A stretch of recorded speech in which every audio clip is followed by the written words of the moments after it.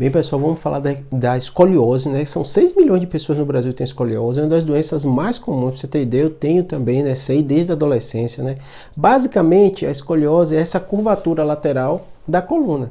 E óbvio que tem muitos graus, tem pessoas que têm às vezes uma escoliose leve, que não dá nenhum sintoma. O meu, para vocês terem ideia, quando era adolescente, era borderline, até de ter que pensado em fazer algum tipo de intervenção, mas felizmente não precisou, estabilizei, mas eu tenho curtamento de 4 centímetros na perna, fico sempre atento a essa parte postural, atento à parte da atividade física, fortalecimento do corpo, graças a Deus até hoje, né, mais de 40 anos não sinto nada, né, de dor lombar, mas é uma doença muito frequente, é uma doença muito comum. E eu vou explicar para vocês o que é que você tem que perceber, o que chama atenção e quais cuidados você tem que ter. Né? Em primeiro lugar, sabendo que tem 6 milhões de brasileiros, a gente sabe que grande parte das pessoas que têm escoliose não sabem que tem escoliose.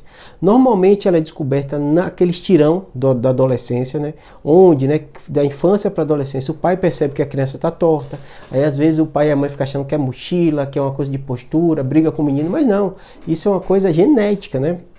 A maioria das vezes tem uma relação com o crescimento da coluna e a criança acaba ficando com um lado mais surdo. Normalmente não dá dor, isso é curioso, né? Ainda mais nessa fase, né? Da população adolescente, criança, quando começa. Então, se você notou esse desvio do seu filho, ele tá andando meio mancando, né? No meu caso, meus pais perceberam por isso, eu andava parecendo que tava mancando, um pé eu ficava na ponta do pé, né? Porque como tinha essa diferença de 4 centímetros, né? E aí, após a descoberta, né, da escoliose, o médico vai fazer a avaliação, vai fazer o exame, geralmente vai fazer um raio-x, vendo se tem um desvio por causa, qual tipo de escoliose, se é idiopática, se tem encurtamento, como é o meu caso, e aí vai fazer toda a análise. E aí dentro desse contexto ele vai fazer o diagnóstico se precisa ou não de algum tipo de intervenção. Normalmente, a maioria dos pacientes que têm escoliose vão precisar fortalecimento da coluna, né? Uma série de mudanças de hábito, costumes posturais, né? A natação muitas vezes melhora muito, né? Tem que ter cuidado com o esporte de impacto. Hoje em dia já não é proibido. Na minha época da adolescência, você falava, não pode correr, não pode fazer isso. Musculação tem que ter cuidado, né? Hoje a gente sabe que pelo contrário, né? Fazer esses esportes melhora, mas sempre tem que ter cuidado.